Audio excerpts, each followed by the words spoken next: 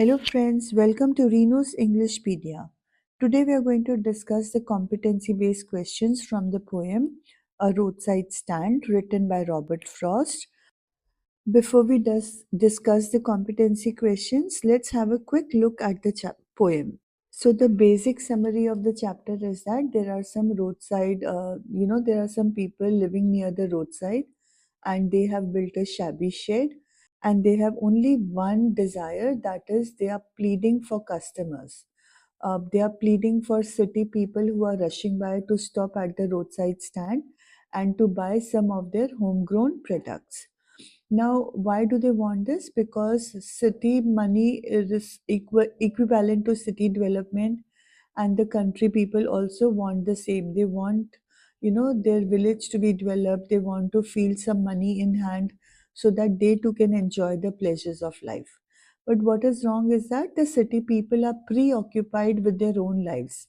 They are looking forward to the future. They do not think about the people at the roadside stand.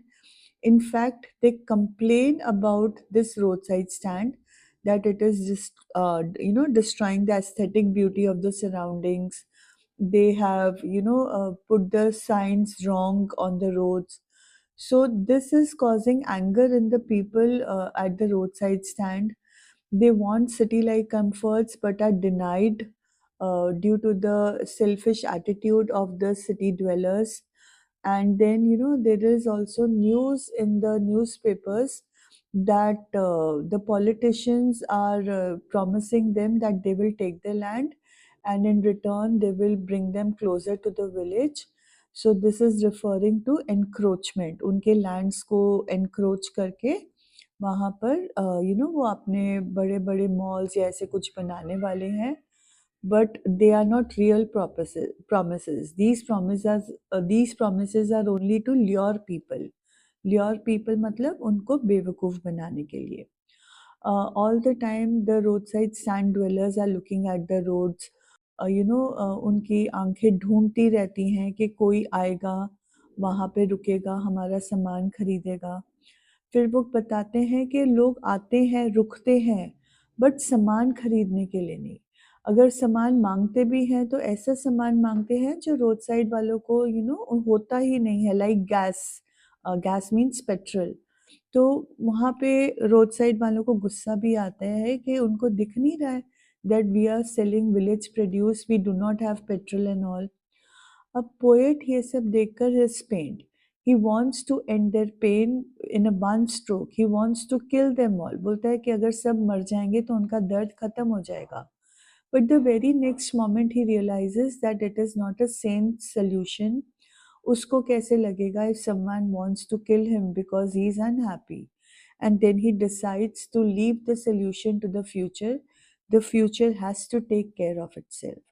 Now ये जो था ये बड़ा एक brief summary of the poem था. अगर आप डिटेल्ड समरी देखना चाहते हो, डिटेल्ड पोएम को स्टडी करना चाहते हो, उसका क्रिटिकल एनालिसिस स्टडी करना चाहते हो, तो मैं डिस्क्रिप्शन बॉक्स में आपको लिंक्स डाल दूँगी और आप उसको यूज़ करके अपने मर्ज़ी के हिसाब से वीडियोज़ देख सकते हो. So let's move on to the literary devices. Okay, the literary device in the line, the little old house was out with a little new shed. तो यहाँ पे आप देख रहे हो old house has been contrasted with a new shade. तो यहाँ पे लिटरेरी डिवाइस है antithesis. Antithesis means opposing ideas. Next literary device is personification. Personification का मतलब होता है जब हम किसी इनएनिमेट ऑब्जेक्ट या आइडिया को ह्यूमन क्वालिटी देते हैं, ह्यूमन एक्शन देते हैं. यहाँ पे in the line a road side stand that too pathetically pled. Pled का मतलब है बेग करना, भीख मांगना, राइट. अब रोड साइड स्टैंड जो उन्होंने छोटी सी दुकान बनाई हुई है सड़क के किनारे, can it beg? Is it the stand which is begging और is it the people who are begging? तो यहाँ पे जब हम स्टैंड को बोलते हैं कि वो एक ह्यूमन क्वालिटी ऑफ बेगिंग कर रहा है, ह्यूमन एक्शन ऑफ बेगिंग कर रहा है, it is personification. Next literary device is alliteration. Alliteration is repetition of the same sound. Alphabet नहीं है बेटा, याद रखना, it is the same sound. यहाँ पे per sound in pathetically and pled is the same, and therefore we say it is alliteration. Again, there is personification in the line, the sadness that lurks near the open window there. Lurking is a human quality. Lurking का मतलब होता है छुपकर वहाँ पे छुपे हुए वहाँ पे बैठी है. तो यहाँ पे sadness lurk कर रही है. Again, human quality of lurking is given to an inanimate idea, that is sadness. Then we also have the literary device metaphor. Metaphor का मतलब होता है implied comparison without the use of the words as, so and like. जब हम कहते हैं ये उसके जैसा है, वो that is simile. But जब हम कहते हैं ये तो वही चीज है, then it is metaphor. Over here there is metaphor in the line, the flower of cities from sinking and withering faint. The flower of cities refers to the money. And the second line is so much as the trusting sorrow of what is unsaid. तो ये दोनों lines में metaphor used है. Okay, the next literary device is transferred epithet. Transferred epithet का मतलब होता है an adjective which has been transferred from its rightful place to another closely associated word. Epithet मतलब adjective. एक adjective को उसकी rightful जगह से उठा के हम कोई ऐसी जगह पे लगाते हैं जहाँ पे next possible connection हो सकता है. Over here the epithet polished. The polished traffic passed with a mind ahead. Traffic polish था या उन कार्स के अंदर बैठे हुए लोग पॉलिश थे. पॉलिश का मतलब looking very good, looking very smart, right. तो ट्रैफिक स्मार्ट नहीं था, the people sitting inside the car were smart. So therefore transfer, there is an epithet transferred from the people to a closely associated word, that is traffic. Again in the line of all the 1,000 selfish cars that pass. यहाँ पे car selfish नहीं है, car में बैठे हुए लोग selfish हैं, and therefore again we say that selfish में हमने ट्रांसफर ऑफ एपिथेट हम देख रहे हैं. Next literary device is oxymoron. Oxymoron का मतलब होता है opposites in the same phrase describing the same thing. यहाँ पे in the line while greedy good doers and beneficent beast of prey को अगर आप देखोगे तो ग्रीडी गुड डूअर्स में ऑक्सीमोरॉन है, क्योंकि जो ग्रीडी है वो गुड कैसे हो सकता है. ऑपोजिट्स हैं but both of them are right. They pretend to do good but actually they are greedy. Second oxymoron इसी लाइन में है बेनिफिशिएंट बीस्ट. बीस्ट का मतलब जानवर. जानवर बेनिफिशियल कैसे हो सकता है. So again we can see an oxymoron. swarm over the lives, enforcing benefits. Again यहाँ पे enforcing benefits में आपको oxymoron दिखेगा, because benefits को enforce करना नहीं होता. benefits के लिए हर कोई चाहता है, but यहाँ पे irony create करने के लिए उन्होंने oxymoron का use किया है. Then the next literary device uses repetition. The word little has been repeated in the same line.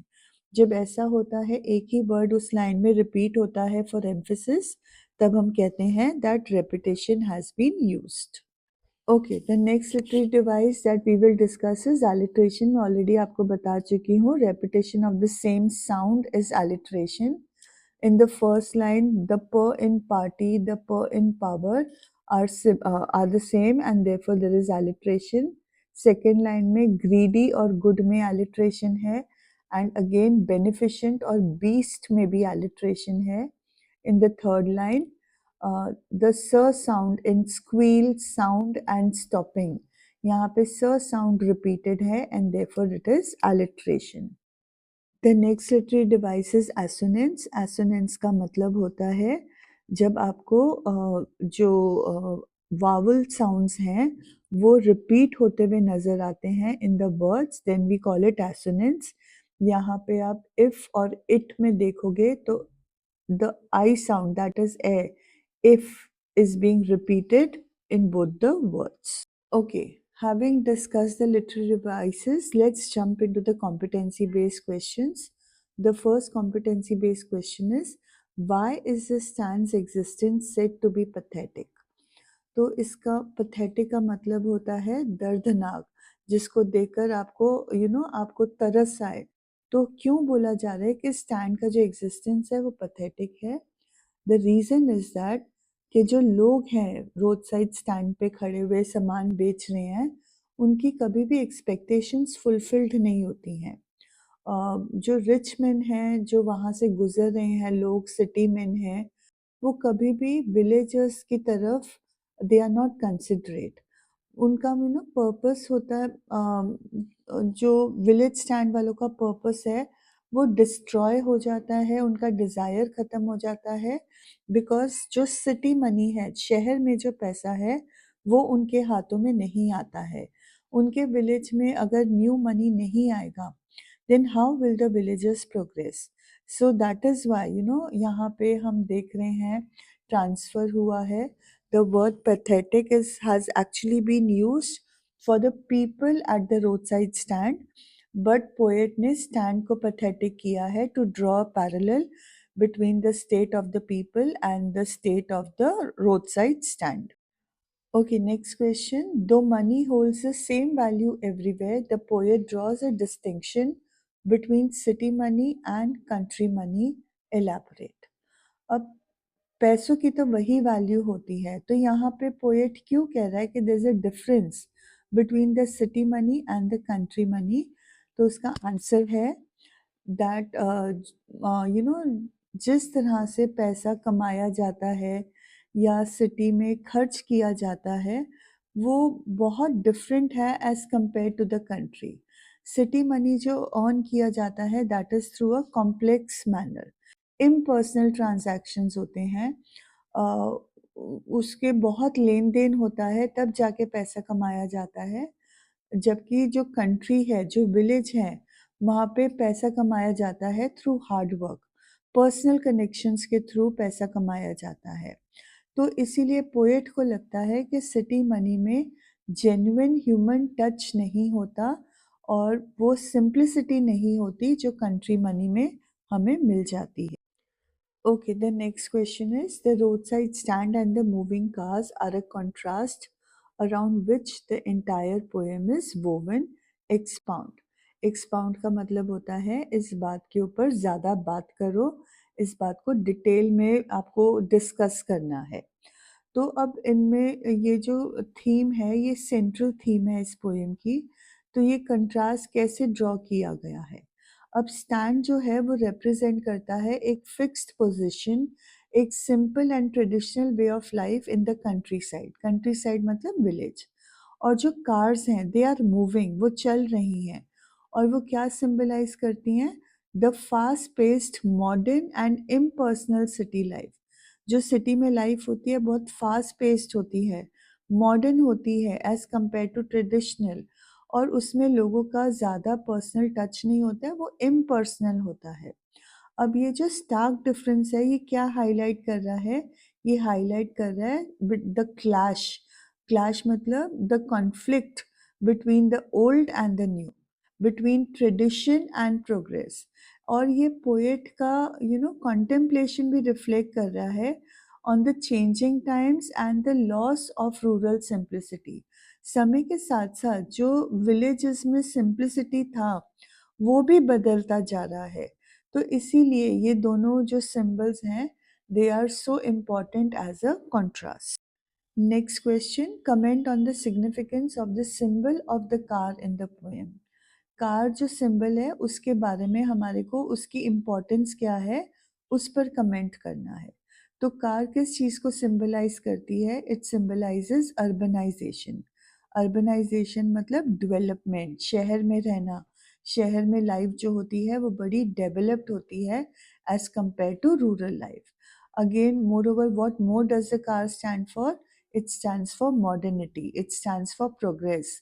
ज़िंदगी कितनी डेवलप्ड है, किस तरह से लाइफ प्रोग्रेस कर रही है, हम कितने मॉडर्न हैं अपने लिविंग स्टाइल में, अपने आउटलुक में। तो कार इन सारी चीज़ों को सिंबलाइज कर रही है। इसका जो सिंबल ऑफ द कार है इसको यूज़ किया गया है to contrast with the traditional rural life which is depicted by the road side stand, right? तो ये चीज़ ये इस बात को एम्फसाइज करती है कि जो अर्बनाइजेशन का इम्पैक्ट हुआ है on the simplicity and the authenticity of the country side. मतलब लोग कंट्री साइड में जो सिंपल थे, जो ऑथेंटिक थे, अब वो भी अर्बनाइजेशन से इन्फ्लुएंस हो रहे हैं। The next question is, does the poet reach a conclusive solution for the issue at hand? Discuss. ये last part of the poem के साथ कनेक्टेड है, तो इसका आंसर है नहीं, no, the poet does not reach a conclusive solution. वो बल्कि एक कंट्रास्टिंग इमेज क्रिएट करता है रोड साइड स्टैंड की, मूविंग कार्स की, in order to provoke contemplation. Provoke contemplation means to force us to think of the impact of urbanization and modernization on the traditional rural life. कि हमने जो urbanisation को, modernisation को इतना importance दिया है, ये ट्रेडिशनल रूरल लाइफ पे इसका इफ़ेक्ट क्या हो रहा है। पोएम कोई भी डेफिनेटिव आंसर नहीं देती है, हमारे को कोई सल्यूशन नहीं देती है, बट रीडर को एनकरेज करती है कि आप सोचो कि जो कॉम्प्लेक्सिटीज़ ऑफ सोसाइटल चेंज हैं, उनका असर क्या होगा, उनका इफ़ेक्ट क्या होगा, इस बात के ऊपर रिफ्लेक्ट करो, पॉन्डर करो, थिंक करो। So all these words, reflect, ponder और think, they are synonyms. Next question, state any two characteristics that can be inferred about the people from the countryside in the roadside stand.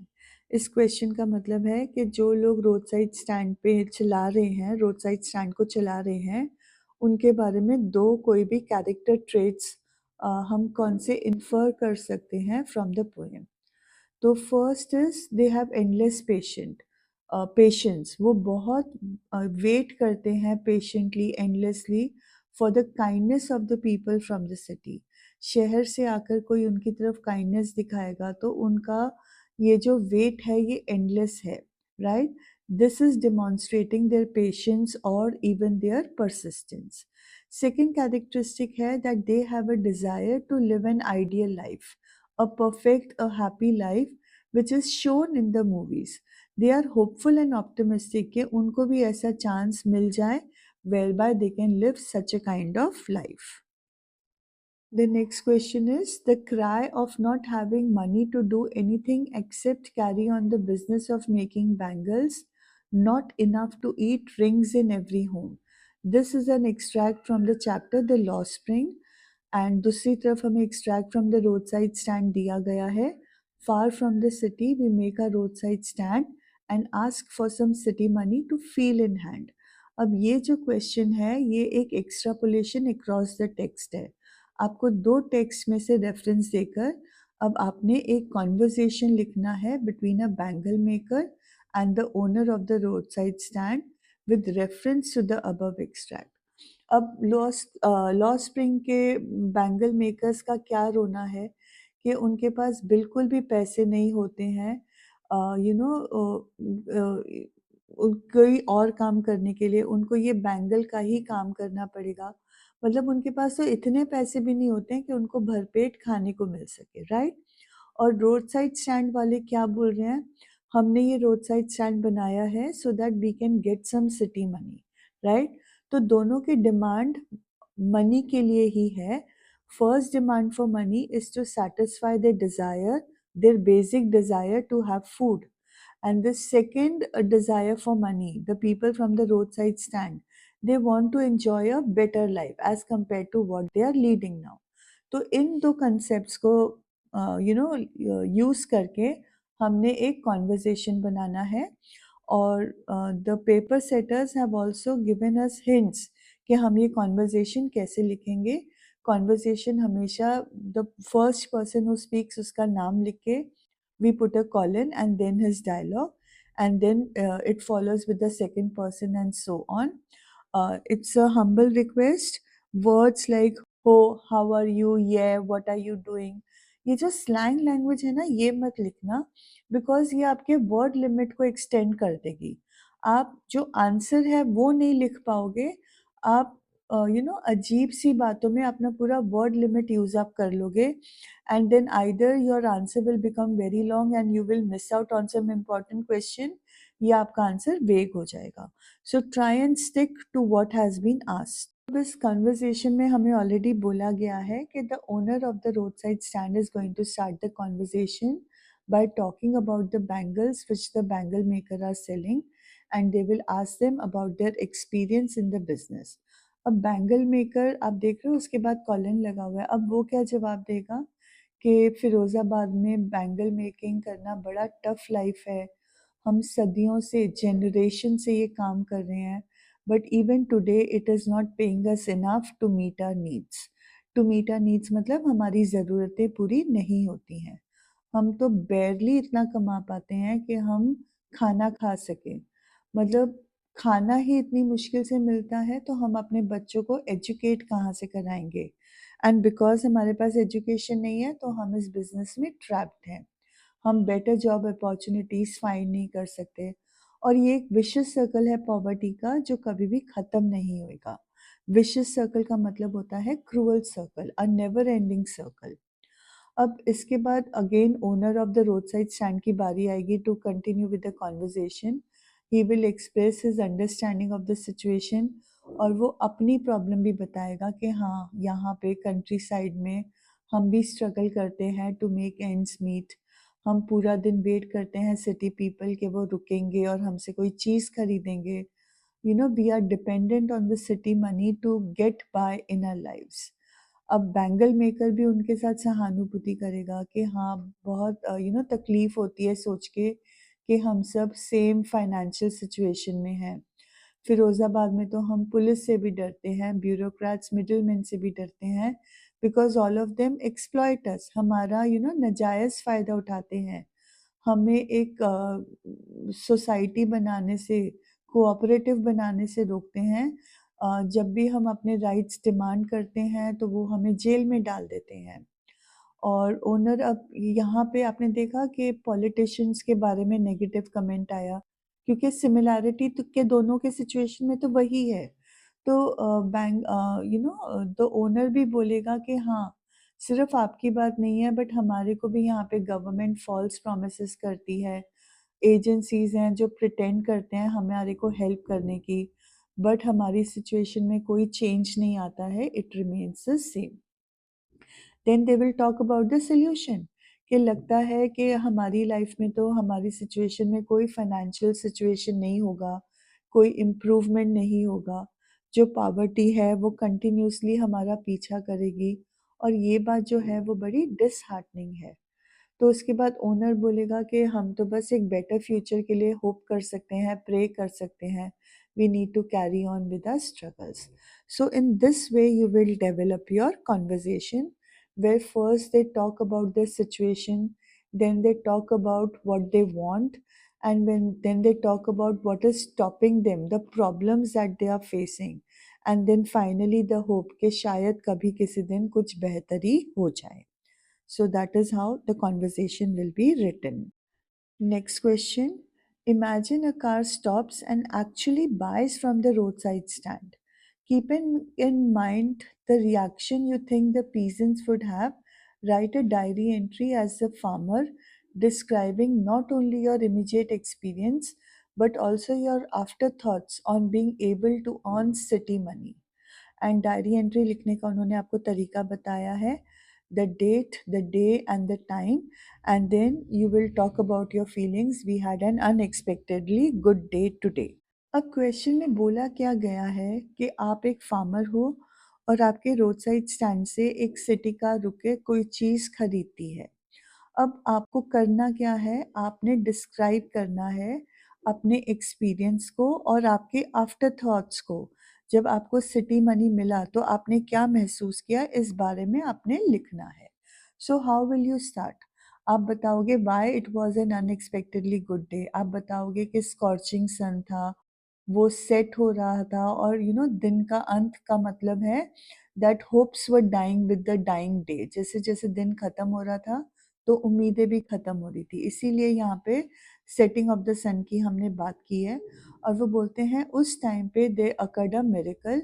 एक car मेरे humble road side stand पे रुकी and I was filled up with excitement and nervousness. मैं excited था कि शायद वो कुछ खरीदेंगे और नर्वस था अगर नहीं खरीदा तो। और उस कार में से एक वेल ड्रेस्ड बंदा उतरा और उसने जो हमने सामान रखा हुआ था उस चीज़ को देखा। उसको हमारा सामान भी पसंद आया और उसने कई चीज़ें खरीदी भी और इसके कारण what happened, I felt extreme joy in my heart. मेरा जॉय जो था वो इमेजरेबल था। मेरे अंदर प्राइड भी हुआ कि उसने हमारी चीज़ें खरीदी हैं। हमने थोड़ी-सी बातें एक्सचेंज करी एंड मैंने इन इस दौरान when we were exchanging words, I noticed how different our lives were. हमारी लाइफ जो सिटी ड्वेलर है और जो मेरी लाइफ है वो कितनी डिफरेंट है। वो किस तरह से ड्रेस था, वो किस तरह से बोल रहा था, वो किस दुनिया से आया था, मेरी लाइफ से बिल्कुल कॉन्ट्रास्ट में था। हम दोनों एक दूसरे से अलग थे, बट एट दैट मोमेंट जब उसने मेरे बारे में सोचा, मेरी तकलीफ़ के बारे में सोचा, तब हमारे अंदर एक कनेक्शन बन गया। अब कार चली गई है, पीछे सिर्फ़ धूल-मिट्टी छोड़ के गई है, it has only left behind a trail of dust. But मैं इस एनकाउंटर के सिग्निफिकेंस को सोचे बगैर नहीं रह सकता। सिटी मनी मेरे हाथों में आया तो ऐसे लगा कि मैं जीत गया हूँ। It felt like a Triumph. It was a glimmer of hope. मुझे इससे उम्मीद मिली। ये जो एंडलेस स्ट्रगल फॉर सर्वाइवल है, इसमें ज़रा-सी होप जो होती है, वो बहुत बड़ा काम करती है। It fills you with optimism. तो मैंने अब सिटी मनी आने के बाद सोचा है कि क्या पॉसिबिलिटीज़ हैं इस पैसे के आने से। शायद मेरे बच्चों को एक बेटर एजुकेशन मिल जाए। हो सकता है हम we will be able to break the chains of poverty. हो सकता है कि हमारी जनरेशन्स तक लाइफ को इसका इफ़ेक्ट मिले। They will be able to lead a better life. But at the same time, even when I was excited, there was a fear in my heart कि हो सकता है this is only a fleeting moment of relief।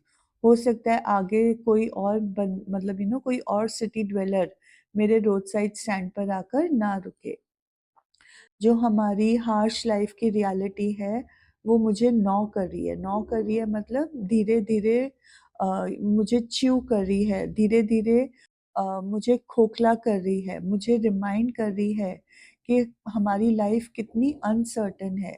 वो car दोबारा से कल आएगी, क्या उसके जैसे और कार हमारे पे आएँगे? So this is the uncertainty that the road side dwellers are feeling in spite of the fact कि उनके रोड साइड स्टैंड पे एक कार आके रुकी। वो सोच रहा है कि ये सिर्फ़ टेम्परेरी लक था या फिर या एक इट इज़ एन जो आज तक हमारा लैंडस्केप, पॉवर्टी का लैंडस्केप जो चेंज नहीं हुआ है, उसमें सिर्फ़ ये टेम्परेरी लक था, want it become a permanent luck? तो फिर वो फाइनली अपने आप को दिलासा देता है, although he is filled with apprehension but he is grateful कि चलो एक कार तो आके रुकी, एक बार तो मैंने I was able to taste the sweetness of the city money। And वो बोलता है कि काश एक ट्रू चेंज आए और भी लोग रुके हमारे स्टैंड पे और हमारी चीज़ें लें। बट इस सिचुएशन को पूरा करने के लिए हमें बड़ा रेज़िलिएंट होना पड़ेगा, हमें यूनाइटेड होना पड़ेगा, हमें एक कलेक्टिव एफ़र्ट करना पड़ेगा to break free from the cycle of poverty. तो उस दिन तक, जब तक वो दिन नहीं आता है, let me cherish this hope as a reminder कि हमारे स्ट्रगल्स शायद ख़त्म हो जाएँ। There is a better chance of living a better life the next day in the coming tomorrows. Okay. Next question is, imagine a child from the farmer's family migrates to the city for their education. एक farmer का बच्चा है जो city जाता है to get good education. अब उस बच्चे की तरफ से आपने अपनी फैमिली को एक लेटर लिखना है that whether you would or would not want to turn into a city person. क्या आप चाहोगे या नहीं चाहोगे to turn to become a city person? अब आपने ये लेटर लिखने के लिए you have to use the context of the poem a road side stand. और उन्होंने आपको लेटर लिखने का तरीका भी बताया है। The sender's address that is 12 Davidson county, then they have given you the date also and then you will be addressing your mother, dear mom, or you can formally आप मदर भी लिख सकते हो। I have been thinking about the roadside stall lately. Now that I find myself surrounded by city people all the time, I think dash. What do you think? That you would prefer to turn into a city person, or do you want to remain the same? You do not want to become a city person. Keeping in mind the theme of the chapter, हमारे को एक balance view देना है। अगर अगर हम कहते हैं कि सिर्फ विलेज में अच्छी लाइफ है, सिटी कुछ ऑफ़र नहीं करता है तो वो भी गलत है। अगर हम कहते हैं कि सिटी ही सब कुछ ऑफ़र करता है, रूरल लाइफ़ में कुछ नहीं है, तो वो भी गलत है। So we have to talk about the benefits of living at both the places.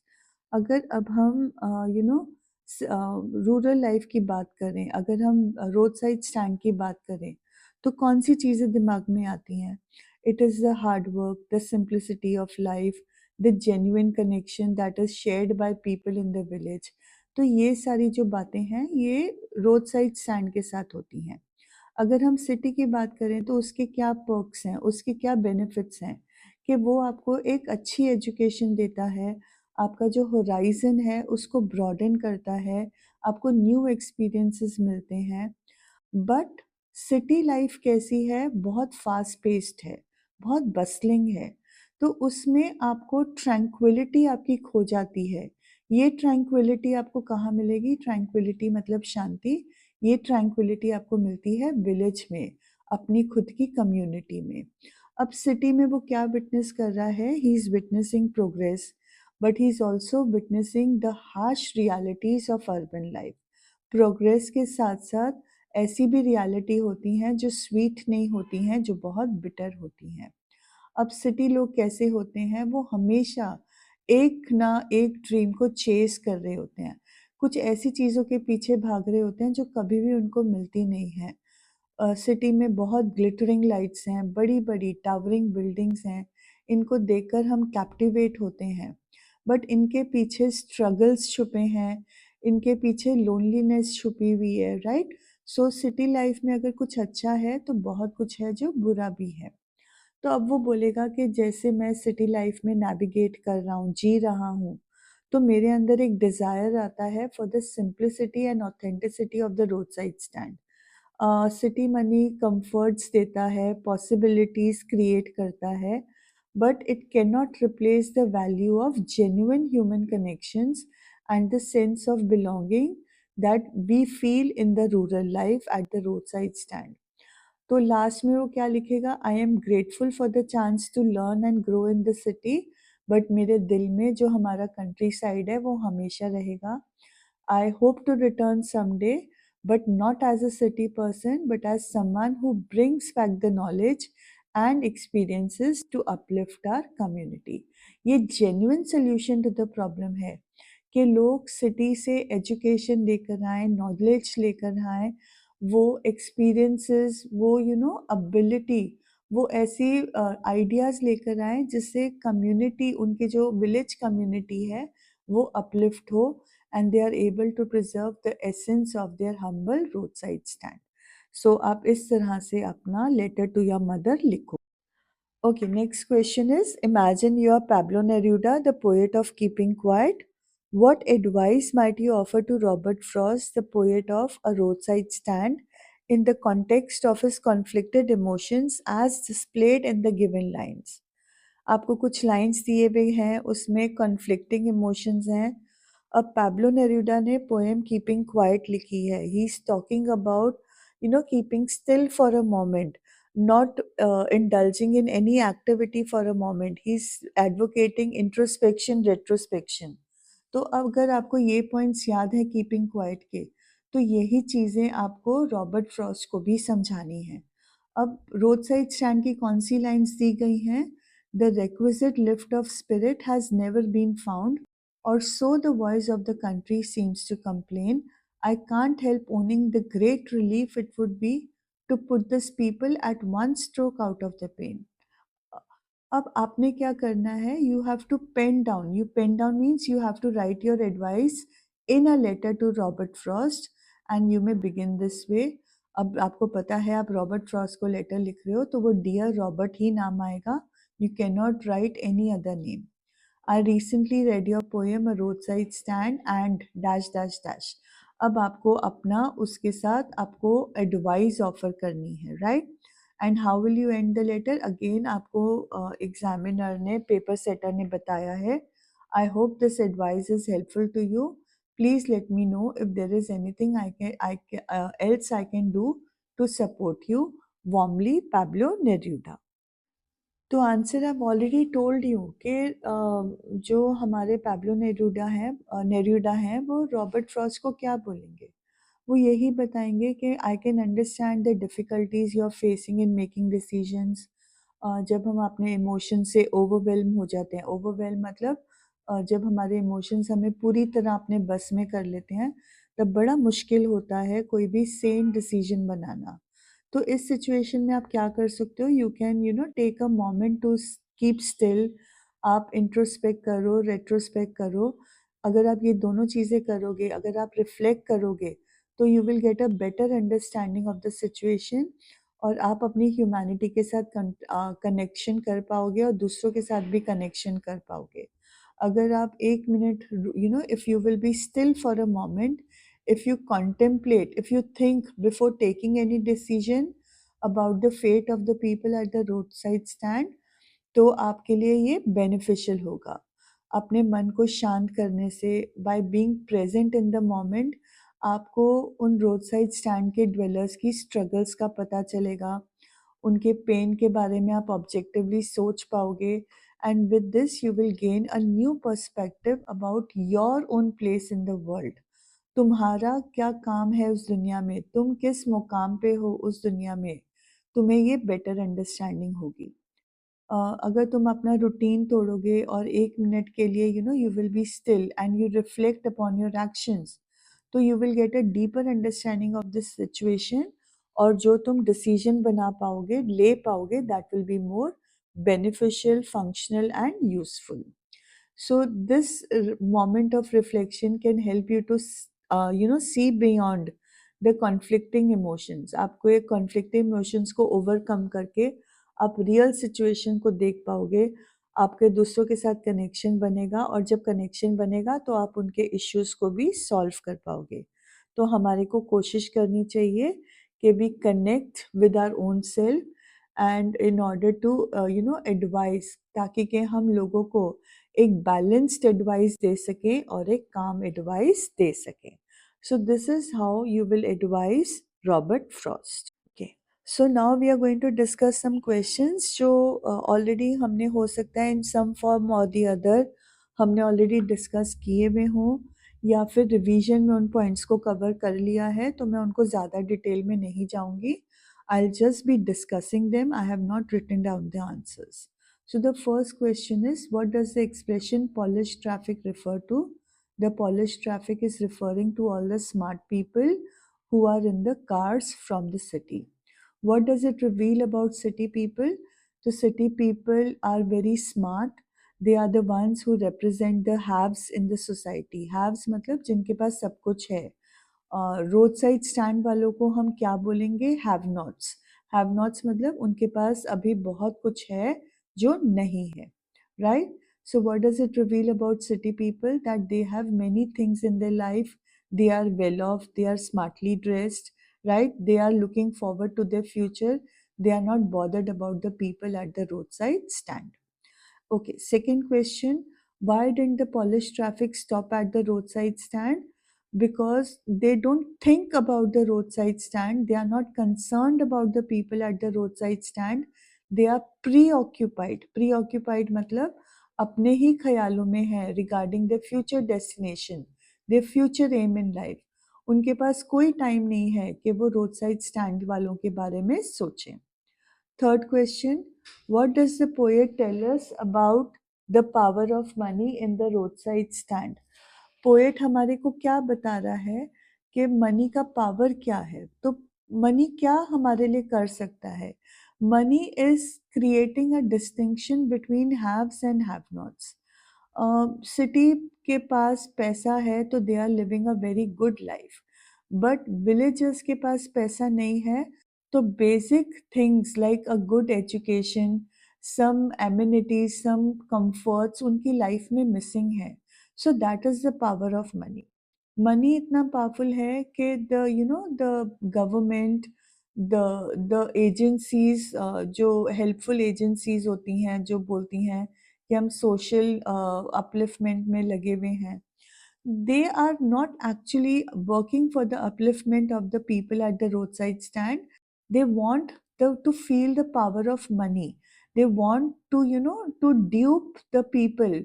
वो रोड साइड स्टैंड वाले लोगों को ड्यूप करना चाहते हैं। ड्यूप मतलब धोखा देना चाहते हैं, उनका लैंड हथियाना चाहते हैं so that they get the money. तो यहाँ पे पावर ऑफ मनी बहुत ज़्यादा इम्पॉर्टेंट है। Okay, next question. Why does the poet call the longing for money a childish longing in the poem A Roadside Stand? जो longing for money या childish longing इसलिए बन जाता है बिकॉज ये लॉन्गिंग कोई सेटिस्फाई नहीं कर रहा है, वो रोड साइड स्टैंड ड्वेलर्स की इमेच्योरिटी बता रहा है। उन्होंने ऐसे लोगों से उम्मीद लगाई है जो उनके बारे में सोचते ही नहीं है, who are completely unempathetic to their situation. इसीलिए क्योंकि ये लॉन्गिंग कभी फुलफिल नहीं होगी, इसीलिए इसको चाइल्डिश लॉन्गिंग बोला गया है। Next question, describe the two significant roles of money in the lives of poor people. तो already मैंने third question में discuss कर लिया है। Next question is, near the end of the poem, why does the poet seek an unrealistic solution for the poor people's distress, even though he had blamed them for the childish longing in vain? अब उनको वो blame तो कर रहा है कि उनकी longing childish है। चाइल्डिश क्यों है? क्योंकि वो कभी पूरी नहीं होगी। बट लॉन्गिंग तो है ना, एक डिज़ायर, हर इंसान का डिज़ायर होता है to live a better life, right? अब वो उनकी डिज़ायर को सैटिस्फाई नहीं कर सकता, उसके पास कोई सॉल्यूशन नहीं है। There is no one who is ready to help them.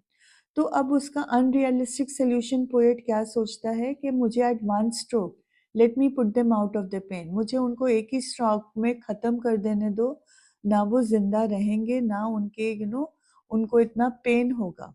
तो इस वो he is so overcome by the pain of the poor people that he cannot find a realistic solution. Although he calls the longing childish, but he understands that why are they longing for good things in life. But because he is unable to find a solution, so therefore he is seeking an unrealistic solution for their problem. Okay, next question is, what was the plea of the folk who had put up the roadside stand? Already I've told you. They want to feel the city money in their hands. They want the car to stop, even for a moment, even if it is only for a moment. ना खरीदें, but at least देखकर तो जाएं वो क्या बेच रहे हैं। At least उनको एक opportunity तो दें to be able to sell their produce. So that is the desire, the plea of the folk at the roadside stand. Next question is, comment on the significance of the symbol of car in the poem A Roadside Stand. ये पूरा question already पहले discussed है, so I'll not discuss again. And again हमारा ये वाला question, why does the poet call the longing for money a childish longing? Because already discussed, ये longing कभी पूरी नहीं होगी. The city people are unempathetic, they are not willing to buy things at the roadside stand, and therefore it is a childish longing. Okay, next question is, a roadside stand is a social satire depicting the two contrasting worlds existing in society. Justify the statement with reference to the poem. Social satire, अब ये satire किस पे है? ये society पे है। Society पे किस तरह से सटायर है कि जिनके पास बहुत कुछ है वो उनके बारे में नहीं सोचते हैं, जिनके पास कुछ भी नहीं है। सोचना तो दूर, वो हेल्प भी नहीं एक्सटेंड करते, वो कोई सॉल्यूशन भी नहीं देते हैं। जिनके पास पावर है टू चेंज द सिचुएशन, वो अपने ही पर्सनल एजेंडा में खोए हुए हैं। वो इन रोड साइड स्टैंड वालों का लैंड हथियाना चाहते हैं, एनक्रोचमेंट करना चाहते हैं, सस्ते दामों पे लैंड खरीद के अपनी जेबों को भरना चाहते हैं। तो ये सोसाइटी के ऊपर एक सटायर है। Society is creating two sets of people, two classes of people, एक जिसके पास सब कुछ है और एक जिसके पास कुछ नहीं है। सब कुछ में पैसा भी है, एजुकेशन भी है, अपॉर्चुनिटी भी है, और एक जिनके पास बेयरली इनफ है कि वो भरपेट खाना खा पाएँ। So therefore it's a social satire. Next question, Robert Frost in his poem usually focuses on the theme of human tragedies and fears and their ultimate acceptance of the solution justify. अब इस तरह के questions में बच्चा ना general लिख देगा, वो पोएम के साथ रेफरेंस नहीं देगा। आपको क्वेश्चन समझ में आ जाता है बट आप रेफरेंस टू द पोएम देना भूल जाते हो। अब क्वेश्चन क्या कहा गया है कि रॉबर्ट फ्रॉस्ट की जो थीम होती है, पोएम्स की थीम होती है, वो जनरली ह्यूमन ट्रेजेडीज और उनके फियर्स होते हैं, और फाइनली जो उनको सोल्यूशन मिलता है उनको वो सोल्यूशन एक्सेप्ट करना ही पड़ता है। तो क्या आप इस बात से एग्री कर रहे हो? अगर एग्री कर रहे हो तो आपने जस्टिफाई करना है। जस्टिफाई करने के लिए क्या आप करोगे? आप रोड साइड स्टैंड से रेफरेंसेस लोगे। रोड साइड स्टैंड में ह्यूमन ट्रेजेडी क्या है? They are suffering from the have nots. उनके पास बेसिक एजुकेशन, ग्रोथ की अपॉर्चुनिटीज नहीं है, उनके पास कंफर्ट्स के लिए बिल्कुल पैसे नहीं है। What do they fear? कि उनकी पूरी जिंदगी इस तरह से निकल जाएगी।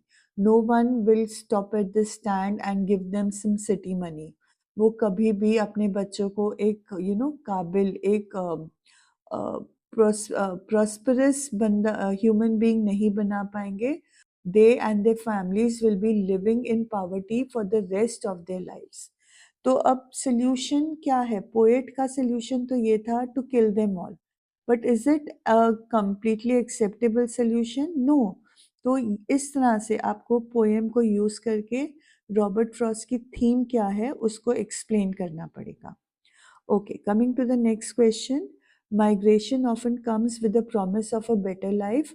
However, the reality is very different. In the poem The Roadside Stand, we see a glimpse of what the reality of some of this migrations is. These migrations is. Migration का मतलब होता है एक जगह को छोड़ के दूसरी जगह जाना। हम कभी भी एक जगह से दूसरी जगह क्यों जाते हैं? क्योंकि हमें उम्मीद होती है वहाँ जाकर हमें एक बेहतर ज़िंदगी मिलेगी। बट वहाँ जाके हमें क्या पता चलता है कि जो रियलिटी है वो बहुत डिफरेंट है, राइट? अब रोड साइड स्टैंड वालों की हम देख रहे हैं रियलिटी क्या है। अ, उनके लिए माइग्रेशंस क्या मीन कर सकते हैं। तो अब आपने इमेजिन करना है कि आप एक लेक्चर दे रहे हो on the issue of migration and false promises. अब आपने अपना लेक्चर को प्रिपेयर करना है रिफरिंग टू द पोएम। अब इसमें आप क्या लिखोगे? What is expected to happen to the rural flock when they relocate near the cities as expected by the poet. तो शुरुआत आपको लाइन दे दी है, migration has been existence in a civilization since long. People have migrated to the cities hoping to live for a better life, but when they reach the cities, what do they find there? There are many people like them living on the streets. They are living in abject poverty. The opportunities for employment are very less. Even if they get opportunity for some kind of a job, they are paid very less amount of money, which again leads to further poverty and denial of basic human rights like education, a good home and food to eat. तो इस तरह से आप अपना poem को और migration को calling करके कि अगर ये रोड साइड स्टैंड वाले वहाँ पर चले भी जाएं तो again they will not have access to a good life. इस तरह से आप अपना ये आंसर कंप्लीट करोगे। So with this, we come to the end of the video. I hope that you liked it and will share it with your friends, students and colleagues. Thank you so much for giving me your time and viewing the video. All the best for your exams. I hope you get a very good grade.